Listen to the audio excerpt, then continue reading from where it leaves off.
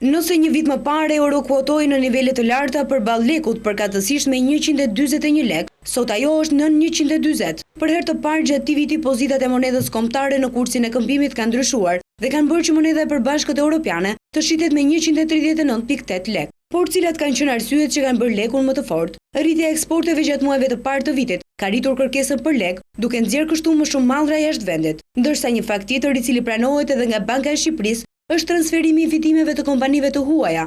Kështu një pjesë e mirë e ndërmarrjeve të cilat punojnë në Shqipëri, fitimet e tyre i nxjerrin jashtë, duke sjellë rritjen e qarkullimit të monedhës kombëtare në tregun tonë. Ekspertët pranojnë edhe një dukuri të tretë që është dobësimi i monedhës europiane në tregjen ndërkombëtare.